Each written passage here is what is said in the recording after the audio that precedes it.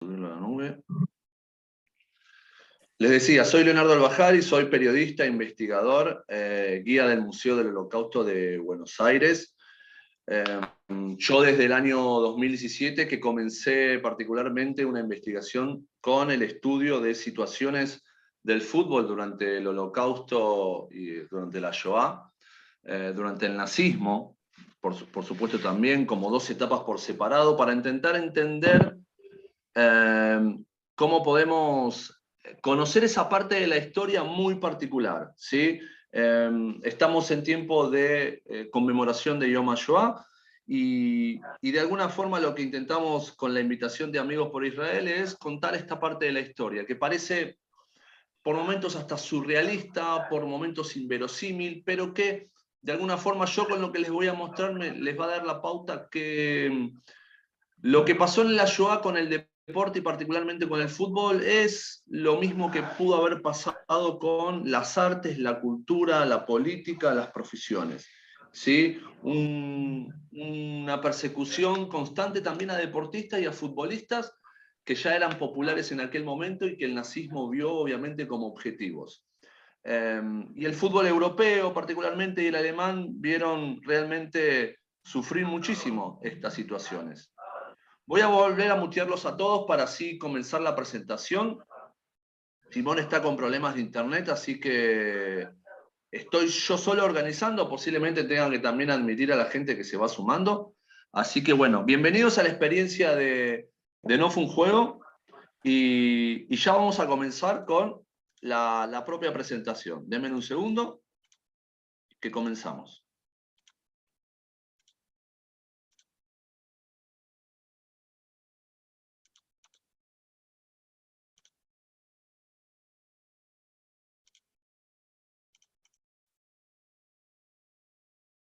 Ahí estamos. Bueno, de nuevo, bienvenidos a la experiencia de No Fue un Juego. Lo que yo les voy a mostrar es un primer video para que entiendan de dónde viene. Esta charla es online y la estamos compartiendo con todos ustedes, pero en realidad esto se originó como una muestra, como una exhibición museológica que comenzó a través del Museo del Holocausto, donde yo trabajo como guía, y desde el 2018 visitamos distintas instituciones. Comenzamos con el Museo de River Plate, el Club Hebraica, distintos clubes de la comunidad, escuelas públicas, ¿sí? Instituciones municipales también, pueblos, municipios, donde yo llevo esta muestra, la instalo y cuento las historias del fútbol durante el Holocausto. Lo que voy a hacer en este momento también es bajar mi cámara para que ustedes directamente se concentren en los videos y en las fotos que yo les voy a ir mostrando. Les pido que puedan hacer las preguntas mientras tanto en el chat o en algún momento en los últimos 10 minutos de la conversación vamos a abrir los micrófonos para que puedan sacarse todas las dudas. Voy a comenzar con este video para que entiendan de dónde viene No Fue un Juego y cómo es la experiencia de la exhibición cuando lo llevamos a distintas instituciones.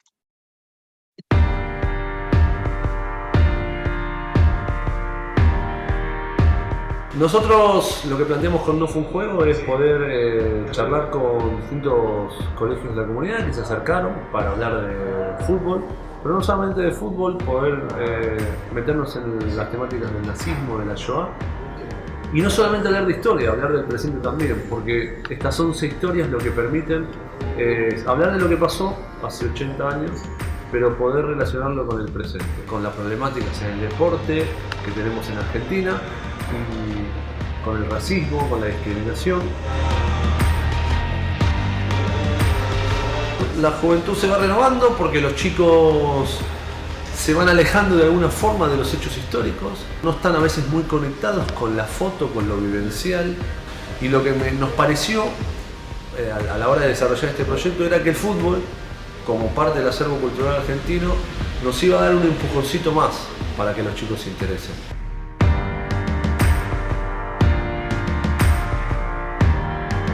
Bien, en definitiva lo que yo les cuento a todos cuando los visito y les voy a contar a ustedes también es la Shoah, el nazismo a través del fútbol. Y voy a comenzar con esta frase. Esta frase es del director técnico de la selección alemana desde 1926 a 1936, para que entendamos qué aires corrían en aquel momento. Otto Ners, que dirigía la selección alemana de fútbol, nos dejó una de esas frases que dice: al final habrá una Europa libre de judíos con un deporte libre de judíos. Miren, un poco para que entiendan, como les decía, el deporte, el fútbol en particular, sufrió lo mismo que sufrió el arte, la cultura, las profesiones en la comunidad judía. ¿Con qué voy con esto? Con que la comunidad judía en Alemania, que es donde primero nos vamos a situar para hablar de esta situación, estaba sumamente comprometida con el desarrollo del fútbol y del deporte alemán.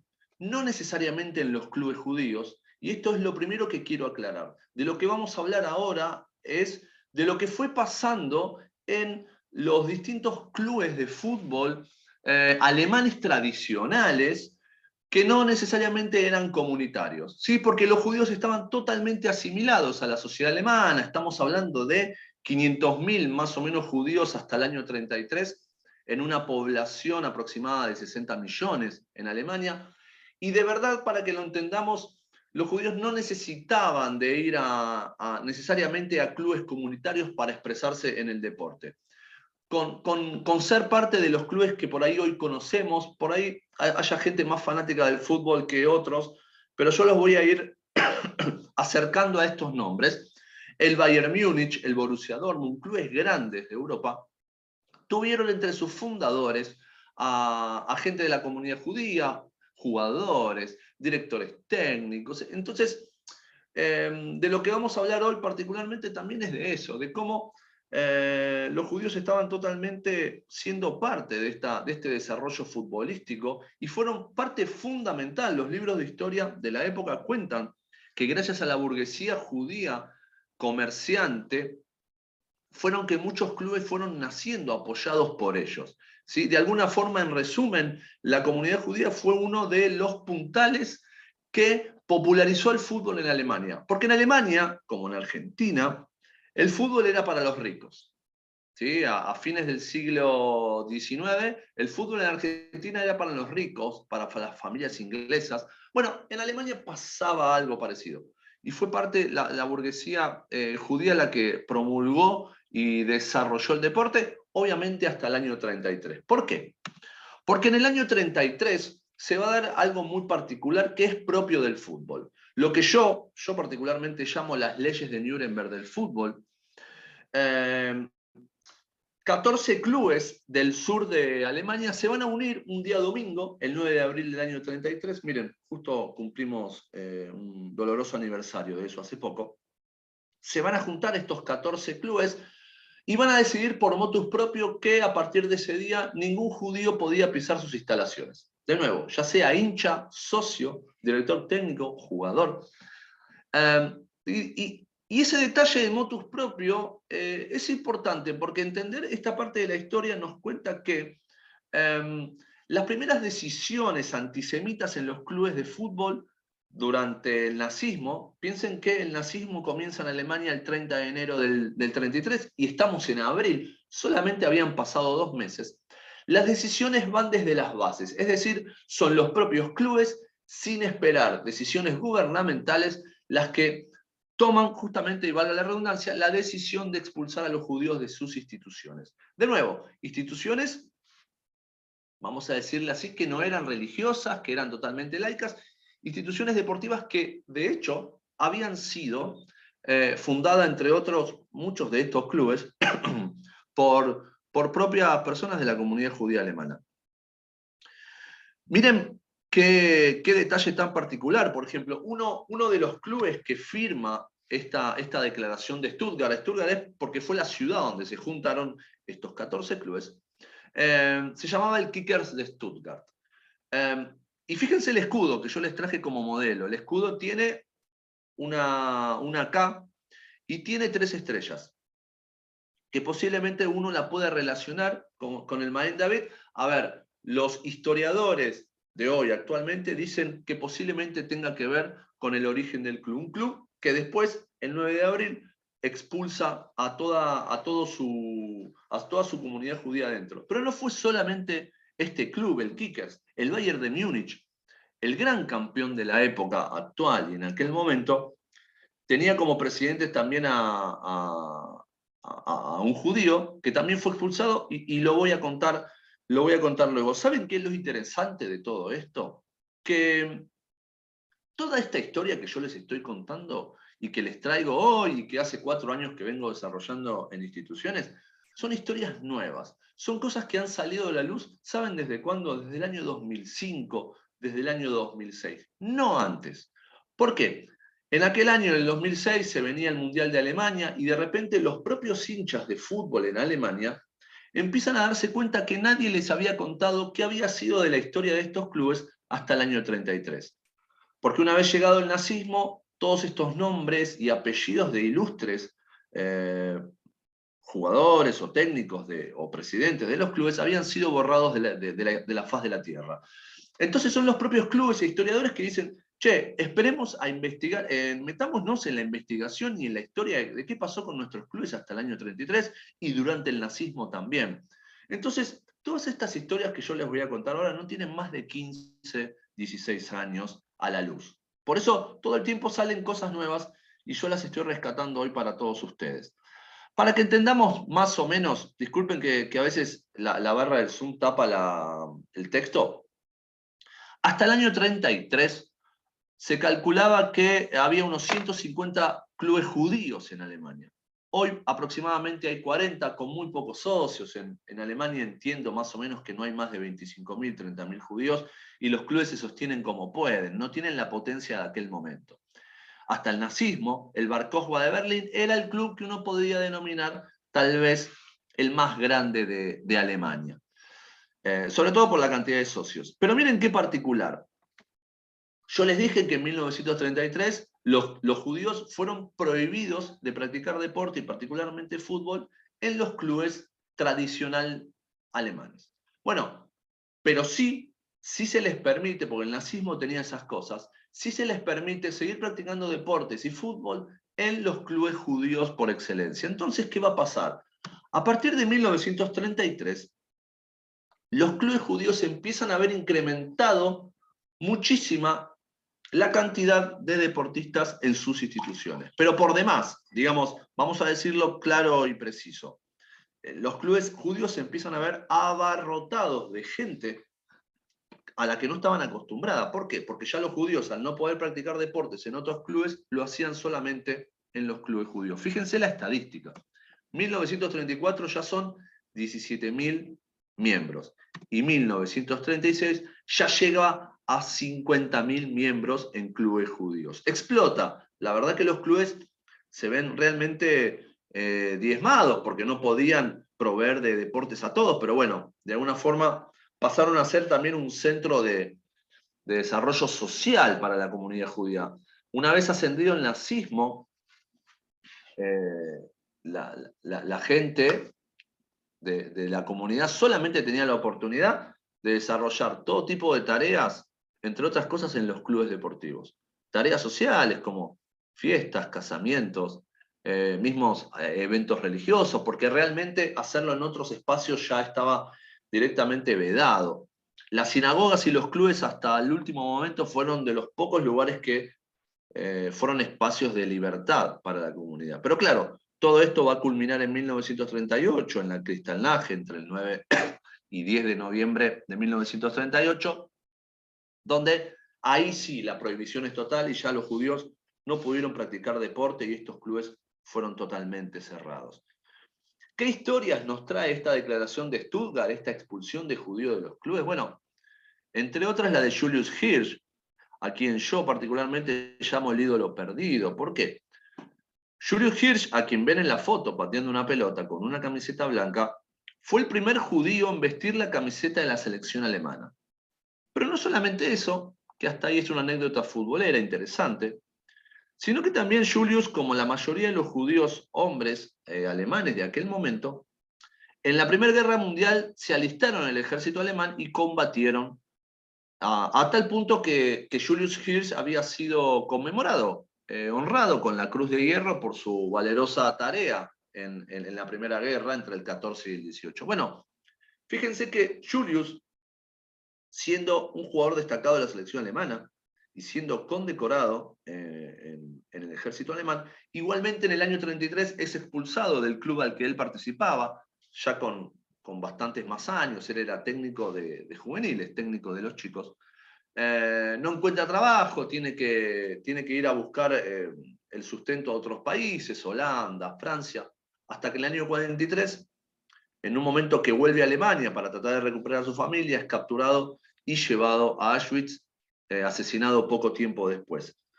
Yo lo que acá me sirve a mí, cuando me paro ante ustedes y ante todo el público, que muchas veces no entiende bien qué pasó con los judíos en Alemania, este es uno de los casos ejemplos que a mí me sirve de mucho. ¿Por qué? Entre otras cosas, voy a hacer un pequeño zoom en este pasaporte. Este es el pasaporte de Julius. Lo que van a ver ahí, por un lado, a la izquierda, es una J, un sello de una J de judío. Y por otro lado, si lo ven con detalle, los que tengan una compu o bueno, estén con el celular a mano también, es un segundo nombre a quien tanto a Julius como a todos los judíos alemanes a partir del año 39 estaban obligados a llevar, que era el segundo nombre de Israel para los hombres y Sara para las mujeres. Julius no se llamaba Israel de segundo nombre originalmente, pero sí fue obligado a llevar este nombre, una forma de no mezclar y separar en este tipo de documentación a los judíos, que bueno, sobre todo a los judíos alemanes tenían la obligación de llevar este nombre. Como les dije, Julius fue asesinado en Auschwitz, ni siquiera haber sido héroe de guerra lo salvó, ni haber sido ídolo de la selección alemana tampoco. El segundo caso es el del Club Bayern Múnich, que les comentaba. El Club Bayern Múnich hasta el año 33 tenía un presidente que era judío y se llamaba Kurt Landauer. Voy a correr aquí la barra un poco para abajo, así se escribía, Kurt Landauer. Era el presidente judío del Bayern Múnich, y el Bayern Múnich pasaba a ser, ya a partir de la década del 30, un club muy popular. Bueno, el nazismo, tras la asunción, apunta al Bayern Múnich, a este club tan grande alemán, como un club judío, entre comillas. Entonces, este Kurt Landauer se ve obligado a renunciar tras la declaración de Stuttgart en abril del 33 y logra exiliarse a Suiza, donde después en el año 47, tras el término de la Segunda Guerra y la caída del nazismo, vuelve a Alemania y retoma sus funciones como presidente. Es una historia muy linda, en realidad, con final feliz, por suerte, pero que a Kurt Landauer le pasó lo mismo que a Julius Hirsch. Fíjense, su pasaporte, con el Israel agregado, ¿sí?, en un espacio donde no había lugar, porque Kurt se pasó a llamar Israel de segundo nombre y también tuvo la J en rojo en su pasaporte. Bueno, el Bayern Múnich realmente la pasó muy mal durante los años de nazismo y de alguna forma todavía hoy está en discusión entre sus hinchas e historiadores si el Bayern Múnich hizo lo suficiente para salvar a sus asociados, a sus jugadores judíos, o si hizo la vista gorda como muchos de los clubes y prefirió la expulsión de todos ellos. Yo lo que le voy a pedir a alguien que esté presente y que esté normalmente tal vez parte de la organización de Amigos por Israel es saber en el chat si todo se está escuchando bien y se está viendo de mejor manera. Les pido ese favorcito a quien me pueda escribir en el chat que todo está perfecto, ¿sí? Porque estoy, como se dice comúnmente, en la misa y en la procesión y no sé, a ver, ahí me está escribiendo una persona. Sí, se escucha bien. Bueno, muchas gracias. Me alegra entonces. Vamos a continuar. Entonces ya le conté dos casos. Miren, estas otras cosas de las que está pasando hoy en día en Alemania, que es lo que yo llamo la arqueología de la memoria futbolera. Cuando uno va por distintos lugares de Alemania, sobre todo medio boscosos y descampados, le puede pasar lo siguiente, que camine en un bosque y se tope con un pedazo de tribuna de fútbol. Así directamente. ¿Por qué? Porque los clubes a partir del año 33 y sobre todo a partir del año 38, como les comenté, los clubes judíos fueron totalmente atacados por el nazismo, expulsado toda su masa societaria y todos sus elementos fueron obviamente robados por los nazis y tras la caída del nazismo, en muchos casos abandonados. Entonces, Lo que les estoy mostrando aquí es la historia del Bar Kochba de Leipzig, donde en 1922 tenían una de las instalaciones más prósperas del fútbol alemán, y en 2021, podría poner 2022, se encontró en el medio de un bosque, un parque público, este pedazo de tribuna, que pertenecía a este club de aquel momento. Lo que pasa es que, claro, los socios de ese club, muchos, la mayoría no pudo sobrevivir a la Shoah, al Holocausto, entonces, de nuevo, es arqueología lo que sucede aquí. Algún que otra persona que se haya salvado puede contar cierta historia y se empiezan a recuperar documentaciones que denotan que en ese lugar había un estadio de fútbol. Bueno, no es el único caso, es el que les traigo yo hoy aquí, pero sobre todo en Alemania, lo que era Alemania del Este, se va a encontrar muchas de estas cosas, lamentablemente, que hoy son reclamadas, como muchas veces pasa con propiedades de los judíos que han sido robadas por el nazismo. Bueno, en este caso, robadas y abandonadas, ¿sí? Vamos a continuar, porque ahora nos metemos en una parte central de mi investigación, que tiene que ver con lo que yo encontré, que de nuevo parece surrealista, parece inverosímil.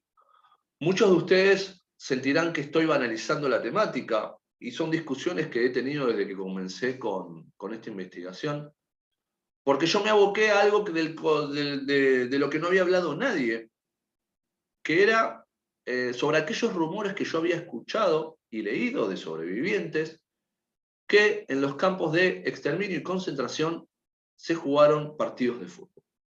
Entonces, yo al ser periodista deportivo, a ser amante del fútbol y a ser una persona que creo fervientemente en que el fútbol es una herramienta educativa fundamental para mí en este país y parte del acervo cultural argentino, como les dije en el video también, es que yo me interesé muchísimo por esta temática, porque quise entender para qué o por qué se jugaba el fútbol aquí. Y créanme que logré dar con casos, testimonios y hasta videos que les voy a compartir de partidos de fútbol en los campos de concentración y exterminio.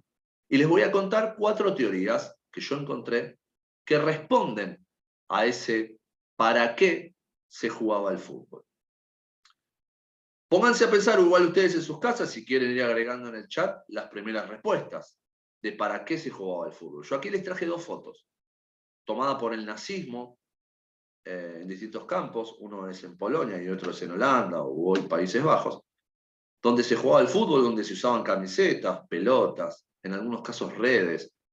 Pero bueno, de nuevo, entender que en toda esta tragedia, que no me voy a poner a detallar, pero que creo que muchos de ustedes la tienen clara, de lo que pasó en un campo de concentración, donde de forma resumida le puedo decir que la gente se moría diariamente por hambre, por sed, asesinada, fusilada, gaseada, por calor, por frío, por enfermedades. En todo ese contexto de mortandad y de asesinatos, había lugar y espacio para partidos de fútbol. Entonces, ¿por qué o para qué? En principio, para distracción de los guardias SS y de los detenidos. Ustedes me dirán, ¿cómo van a distraerse los detenidos? ¿Cómo hacen? Bueno, hay casos que han contado que en esos 30 minutos o 45 minutos que jugaban un partido, eran 45 minutos donde su mente podía salirse de la realidad que se estaba viviendo. Voy a alertarlos de algo y a adelantarme a todo lo que puedan preguntarse ustedes, que es, ¿los judíos jugaban al fútbol? Bueno, la mayoría de los partidos que se jugaron en los campos no tenían protagonistas judíos, pero yo les traje los que sí encontré. Entonces, cuando hablamos de detenidos, hablamos de prisioneros políticos, testigos de Jehová, gitanos, y en algunos casos judíos, y les voy a contar qué judíos jugaban al fútbol. Pero bueno, la verdad es que los nazis querían jugar al fútbol, sobre todo los días domingos, los guardias, y para eso se organizaban los partidos. Una segunda respuesta es la propaganda.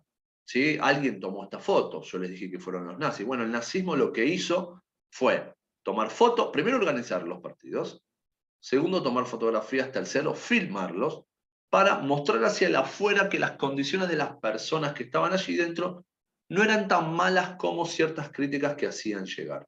¿sí? Propaganda pura.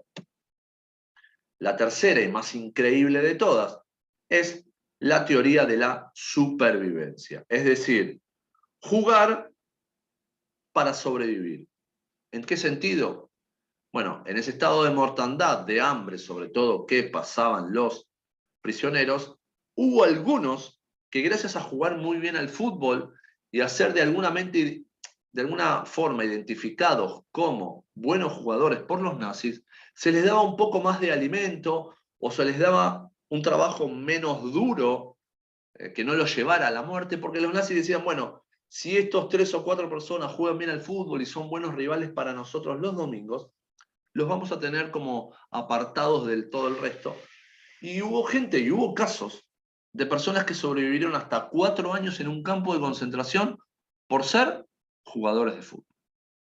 Así como sobrevivió gente durante un tiempo, o hasta el final, por ser violinistas, o así sobrevivió Primo Levi, quien dio uno de los más espectaculares e increíbles y recomendables testimonios, por ser químico, ¿sí? Y trabajar en una fábrica cercano a Auschwitz. Pero bueno, en este caso les estoy contando las historias del fútbol. Y la cuarta, que escapa unos meses, digamos, de lo que son los campos de concentración, les voy a contar la historia de los campos de desplazados. Una vez que los aliados liberan los campos de concentración y de exterminio, lo que sucede es que se les ocurre renombrar esos campos y darle cierta humanidad para la gente que no podía volver a su tierra, a sus pueblos y a sus ciudades que estaban destruidas y por el cuales además no podían volver porque no estaban, en muchos casos los judíos seguían siendo mala palabra en Europa. La realidad es que mientras esperaban un lugar donde vivir, esos campos se convirtieron en campos de desplazados y allí también se jugó fútbol, pero ¿con qué objetivo? Con devolver humanidad, con devolver un día a día mucho más saludable, con devolver un momento de ocio para el cual una persona se tenía que preparar y sentirse de nuevo una persona, identidad que había perdido durante el Holocausto. Entonces, documentos. Es importante cuando uno habla, ¿sí? Porque hablar es muy fácil, es documentar. Yo acá les traigo una primera foto de Dachau, un campo cercano a Múnich, que en el año 1933 muestra fútbol entre prisioneros. Todavía no vamos a ver judíos en los campos de concentración porque la mayoría de los judíos empiezan a ser enviados a los campos a partir del año 38, a partir de la Kristallnacht. Entonces, posiblemente los que veamos aquí son prisioneros políticos, disidentes, periodistas, críticos del régimen nazi. Pero aquí lo que estamos viendo es un partido de fútbol. Ni hablar de esta foto, que es la selección, entre comillas, de guardias SS de Mauthausen. Lo que ven aquí son 11 jugadores que están posando para la foto, como si fuese un equipo en la revista El Gráfico o en el diario Ole, que de alguna forma eran los que representaba al campo de Mauthausen austríaco en la Liga Austríaca. Es decir, todas estas personas que eran guardias nazis y que se encargaban, entre otras cosas, de asesinar gente, los domingos jugaban partidos de fútbol con esta camiseta, estas medias, estas pelotas, este arquero con guantes, contra otros equipos de la Liga Austríaca. ¿Dónde? Bueno, ahora voy a llegar a Mauthausen, pero voy a ir a Auschwitz un segundo. Seguramente en esta sala de chat online haya habido personas que hayan ido a Auschwitz, Birkenau, a los dos, al 1 y al 2. Bueno, yo les localizo, porque esto no se lo cuenta a nadie cuando van allí, y está bien que no se lo cuenten, yo se los contaría si fuese guías de ambos campos. Pero bueno, sé que a no todo el mundo le interesa, pero en este caso estamos para esto, es que yo encontré que en Auschwitz 1, entre la barraca 15 y 16, en este círculo, en este pasillo de pasto verde, se jugaban los partidos de fútbol. Pero ahora voy a algo más impresionante aún, que es Auschwitz II o Birkenau, ¿sí? De nuevo, esta es una vista aérea del mapa de Google. Para los que fueron alguna vez, seguramente ingresaron por aquí. Este es el ingreso. Se recordarán de las vías, o los que hayan visto documentales, las famosas vías de lo que se llamó vías de los húngaros, que fueron construidas ya en el año 44 para que el tren con gente llegara hasta las 2 cámaras de gas y allí fueran gaseadas las personas e incineradas, ¿sí? Seguramente recuerden esto. Bueno, ¿saben dónde estaba el espacio donde se jugaba el fútbol? Normalmente, aquí. A solo, vamos a calcularlo, 100 metros, 200 metros. A solo 200 metros de las cámaras de gas. Los testimonios, no míos, sino los de sobrevivientes, cuentan de cosas como: yo estaba jugando un partido de fútbol y mientras yo jugaba, atrás mío, 200 personas iban directamente a la cámara de gas sin saberlo. ¿Sí? Este era el espacio que hoy persiste como: no hay una cancha de fútbol, no hay arcos, no hay nada, pero sigue estando como descampado. De hecho, como verán, no tiene ni siquiera las ruinas de una barraca, porque ahí nunca hubo nada, solamente deporte o un espacio libre. Pero es increíble, ¿verdad? A 100, 200 metros de las cámaras de gas. Ahí estaba la cancha de fútbol en Auschwitz-Birkenau. Les recuerdo, si me quieren hacer algunas consultas, pueden hacerlo mientras tanto por chat, o en unos 10 minutos menos, ya vamos a ir cerrando, vamos a contestar las preguntas que tengan. ¿Quiénes lo jugaban? Como les comenté, los guardias de los campos, los prisioneros políticos, sobre todo polacos, españoles, checoslovacos. Son ejemplos que les traigo, sobre todo porque son testimonios que yo he encontrado. Gitanos, y aquí aparecen los judíos que lamentablemente tenían la peor tarea en un campo, que era la de Sonderkommando. ¿Quiénes eran los Sonderkommando? Lo voy a extender rápido porque esta muestra, esta exhibición, esta investigación no fue juego. No suelo mostrar este tipo de fotos porque yo intento ir por otro lado, pero rapidito, esta foto que ven acá es la de un Sonderkommando, es estas tareas especiales de las personas que se encargaban, judíos ellos, de gasear e incinerar personas, ¿sí? Porque el nazismo tenía el lema y la teoría de que ellos no se iban a manchar más las manos con sangre, por lo tanto a los judíos los iban a matar los propios judíos. Estas personas son las que también ciertos testimonios cuentan, que eran obligadas de alguna forma a jugar los partidos después de hacer esta tarea. Increíblemente. De nuevo, parece surrealismo, pero de hecho, Primo Levi, a quien les traigo aquí una de las frases, es una de las personas que cuenta este detalle. Su frase es: dicen que todos los domingos en Auschwitz hay conciertos y partidos de fútbol. ¿Sí? Como un mito. Él después lo termina comprobando. Y yo, por supuesto, se los traje aquí. Hay testimonios, mismo hasta en el juicio a Eichmann, que cuentan sobre esta situación. Bueno, esto es Mauthausen, ¿se acuerdan? La selección de fútbol de los guardias SS jugaban en esta cancha de fútbol que ven aquí. Miren el tamaño importante que ocupaba. Este es tal vez un tercio del campo de Mauthausen. Y este es la cancha de fútbol. Esta es una vista panorámica, una foto tomada por los aliados. Propaganda. Bueno, esto es uno de los casos más increíbles y acá sí yo les traigo videos, además de fotos.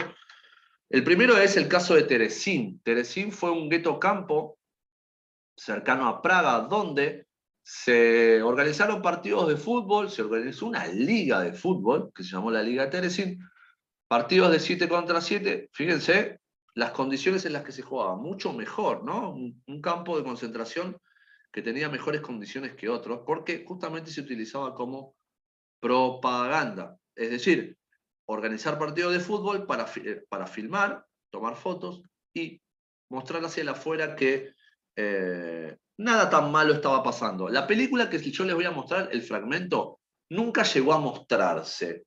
Fue descubierta tiempo después, pero estuvo editada por el propio nazismo para mostrar otra cara. Y la película es la siguiente. Fíjense lo que es el partido de fútbol, ¿eh?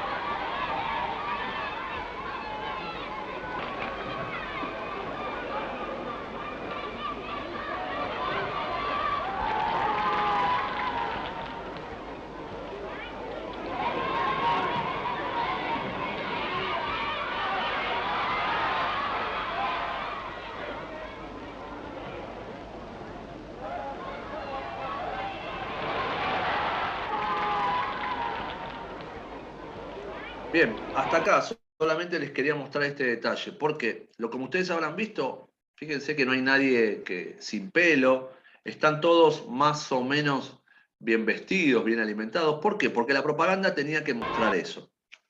La realidad es que por Teresin pasaron 140.000 personas aproximadamente, de las cuales más o menos unas 100.000 fueron trasladadas a campos de exterminio y asesinadas. Posiblemente en toda la película que vieron ustedes, todas esas personas hayan sido asesinadas poco tiempo después, porque esta película está siendo filmada más o menos en mayo, junio del 44, y este campo fue vaciado en noviembre, octubre. También se da un caso muy, muy particular, que es el caso de Westerbork. Westerbork es un campo de tránsito en Países Bajos, Holanda. Es reconocido este campo porque fue uno de los campos por donde pasó Ana Frank unos meses luego de ser capturada en Ámsterdam. Un campo de tránsito donde los judíos se los hacía esperar un tiempo para después ser restablecidos y reorganizados en campos de exterminio al este. Pero bueno, hasta mediados del 44 pasaron por aquí, y el jefe de ese campo también utiliza el fútbol como propaganda, entre otras actividades, para filmar una película, pero no ya para convencer a la opinión pública, sino para convencer a sus jerarquías, a sus superiores, de que este campo estaba muy bien organizado y que necesitaba de algunos fondos financieros, económicos más grandes. De alguna forma quería demostrar que este campo era productivo. Entonces, ¿qué hace? También filma una película y tiene esta intención, la película, de ser mostrada a sus superiores para conseguir esos fondos. Es tremendo, pero es una realidad. Lo que van a ver ahora es fútbol de hombres, y le voy a mostrar en unos minutos qué hacían las mujeres también en ese campo.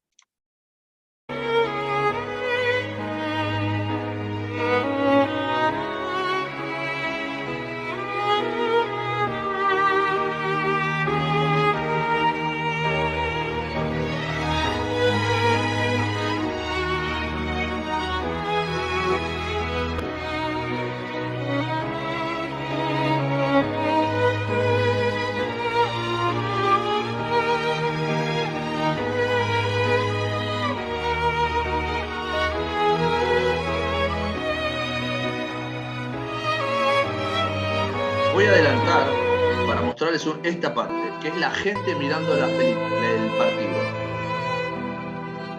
Gente que bien vestida, que recién llega al campo, divirtiéndose de alguna forma, sin saber su destino. Pero les quería mostrar este detalle, perdón.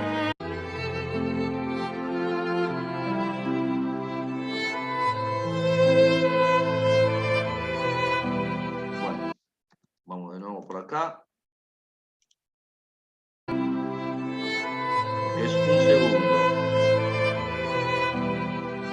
Este nene que ven acá abajo, fíjense que tiene la estrella amarilla. Este nene está recién llegado a este campo, está intentando ver algo de lo que se ve de la cancha de fútbol. Para que vean que eran judíos los que estaban acá. Esto en principio se los quería mostrar a ustedes, y la edad de los chicos que estaban en este campo. ¿Sí? Ahora van a ver a una niñita muy pequeña con su abuelo. Parece que el abuelo como que pregunta cuánto va el partido. Es increíble, toda esta gente también, por cuestión estadística, de lo que uno sabe, no sobrevivió a la Shoah. Todas estas personas que ustedes están viendo aquí.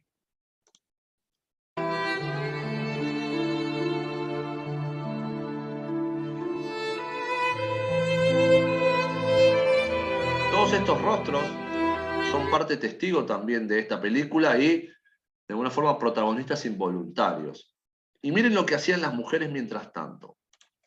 Les pido que presten atención a los rostros, ¿sí? Porque no estamos viendo en esta película, obviamente, rostros de sufrimiento, da la sensación. Pero bueno, de nuevo, es una película de propaganda.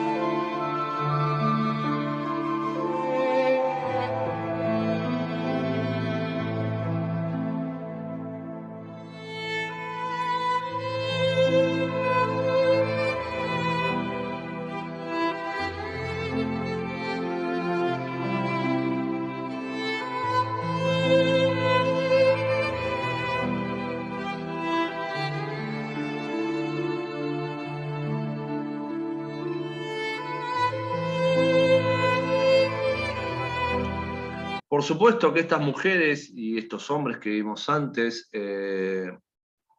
si ustedes están haciendo esa pregunta o me la quieren hacer a mí, yo ya tengo la respuesta, es ¿sabían su destino? Y posiblemente no. Posiblemente no, esto era un campo de tránsito, mucha gente no sabía lo que pasaba en el este en aquel momento, donde sí había campos de exterminio. Estamos hablando de también estos de abril, mayo, junio del 40, es la primavera del 44, no tengo el mes exacto. Entonces, ponernos a pensar en si se están riendo falsamente o no, posiblemente estén disfrutando el momento. Porque de nuevo, también era una cuestión de, bueno, si estoy aquí, aunque sea voy a disfrutar esto. Y por otro lado, posiblemente haya sido obligadas a poner buena cara. Yo eso no se los puedo explicar ahora. Cada uno sacará sus propias conclusiones, pero quería mostrar un poco de las actividades que había en el campo y cómo el deporte se utilizó como propaganda también para este proceso trágico. Por último, me voy a quedar, para ya ir cerrando, en lo que es la resiliencia y el fútbol en campo de desplazados, como les comenté. Muchos sobrevivientes no encontraban lugar posiblemente a dónde ir, ni siquiera en Europa. Todavía el Estado de Israel no estaba creado. Estamos hablando del año 45, 46, 47. Recién se empezaban a abrir ciertas barreras en países como Argentina, Estados Unidos y el propio Estado de Israel. Entonces, mucha gente se tuvo que quedar durante un tiempo casi en los propios campos donde vio morir a toda su familia, y otros fueron trasladados a otros en mejores condiciones. Y allí se organizaron, entre otras cosas, partidos de fútbol, obras teatrales, conciertos. Pero bueno, a nosotros nos interesa esta materia. Fíjense la foto de este chico, otra vez con cabellera, bien vestido, aseado, se ve bien alimentado, hasta feliz, mismo el deportista que está acá atrás. La verdad que estos partidos de fútbol se jugaron entre el 45 y el 48. Ya después la gente, cuando encontraba un destino, documentación y demás, ayudados por el Joint y otras organizaciones de ayuda a los judíos, ya dejaban estos campos y buscaban nuevos destinos. A mí me gusta mucho este partido de fútbol y este afiche porque justo es el día de mi cumpleaños, 13 del 11 de 13 de noviembre de 1945 en Forewall, pero fíjense que se vuelven a crear clubes en aquel momento, el Maccabi de Forewall, que era el nombre del campo de desplazados, y de alguna forma muchos nuevos clubes judíos se crearon en estos campos. Y la gente, esto es lo importante y a donde quería llegar, volvió a sentirse humana, volvió a sentirse persona, porque jugar al fútbol en tiempos de libertad, de alegría y de felicidad siempre nos hace sentir bien. Bueno, imagínense en esos momentos, volver a conocer personas, entrenarte para ello, eh, jugar por gusto y no por obligación.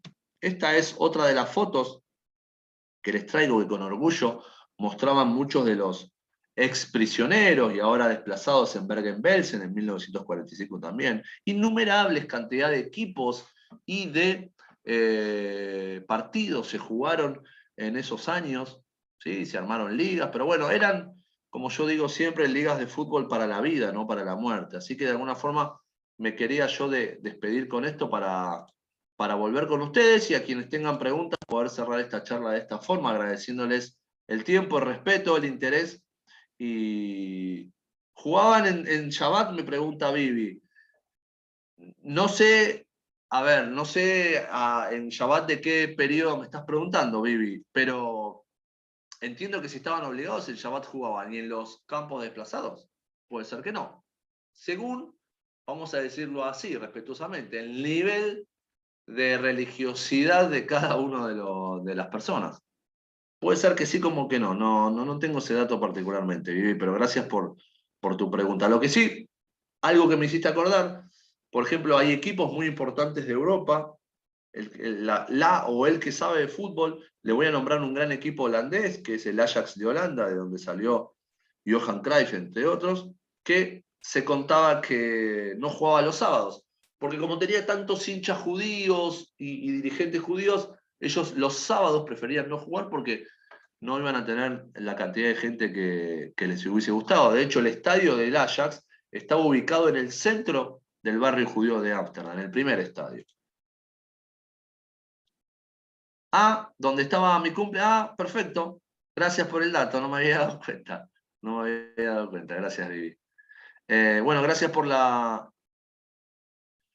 Me pregunta Saúl si quedó algún testimonio de alguien que se salvó por jugar al fútbol. Sí, no se los voy a traer ahora, pero sí tengo datos de, por ejemplo, españoles. ¿Sí? Españoles que, no judíos, que en Mauthausen, uno de los campos que yo mostré, ustedes preguntarán qué hacían los españoles en los campos de concentración. Bueno, primero, muchos españoles, al haber luchado en la Guerra Civil Española como resistencia de la llegada de Franco, lo que sucedió es que los nazis, primero que esos luchadores por la República, una vez perdida la Guerra Civil Española, se exilian en Francia. Y en Francia son capturados por los nazis en el 40 y de ahí llevados a Austria como apátridas, porque Franco no los recibía.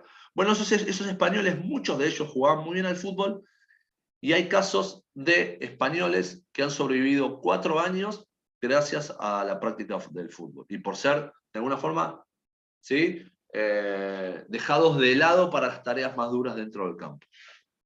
Yo les voy a dejar acá en el chat un nombre que no voy a desarrollar ahora porque es una historia bastante larga, que es la de, se los voy a dejar a todos, perdonen.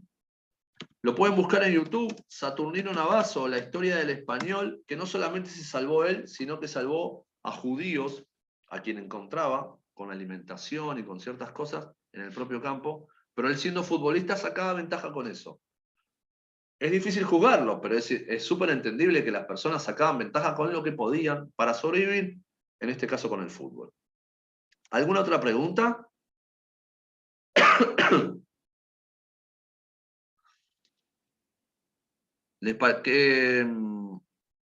Creo que estuvimos redonditos con el aporte que les traigo. La verdad que en esta semana de Yom HaShoah es interesante hablar de esto. Como les decía, lo que le pasó a la comunidad judía en distintos aspectos también le pasó en el fútbol. Se calcula que unos 300, 400 jugadores de fútbol alemanes judíos fueron asesinados en los campos de concentración y exterminio.